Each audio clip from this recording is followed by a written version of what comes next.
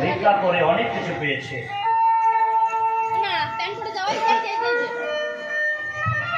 অনেক কিছু পেয়েছে, পুণ্যপত্র, নতুন বস্ত্র, পঞ্চফল, আসলে পঞ্চফল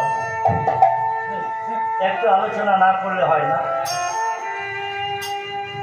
এই পঞ্চফল রামায়ণে লাগে, পুজোতে লাগে, কালী পুজো, দুর্গা পূজা, ব্রহ্মা পূজা, শিব পূজা, শনি পূজা, রাহু পূজা, কেতু পূজা, পাঁচফল লাগে, রামায়ণেও লাগে।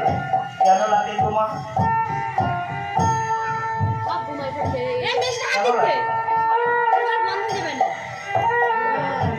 ব্রাহ্মণেরা নেয়, আমরাও দেখলাম, কীর্তনীয়রা দেখলাম, ওরা শুধু নিয়ে যাবে, আমরা পাবো না। তাই আমরা বললাম আমাদেরও পাঁচফল লাগে রামায়ণে। যে বাড়িতে বলি সেই বাড়ি থেকেই এনে দেয়।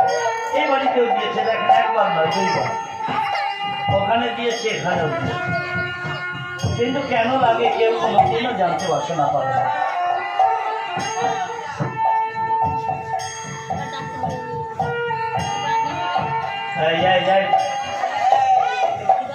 আমার কাছে ও টাকাটা কোথায় দিবি? টাকাটা আমার হাতে দিবি তো।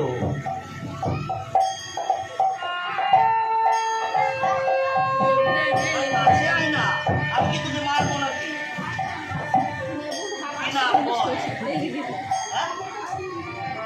ভাই এই লোকটা কে হয়? ওই যে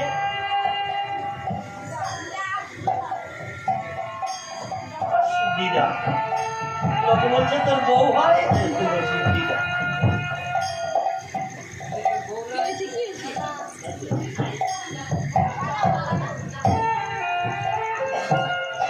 অয়নবাই মায়ের নাতি, মেয়ের ঘরের নাতি, দিদাকে হারিয়ে বড় ব্যথায় ব্যথিত, তাই তার নাতি 11 টাকা দান করছে অয়নবাই। এই অয়নবাহিনীর বিদ্যা বুদ্ধি সমস্ত দিকে মঙ্গল করে ঠাকুর, সুখে রেখো, শান্তি করে।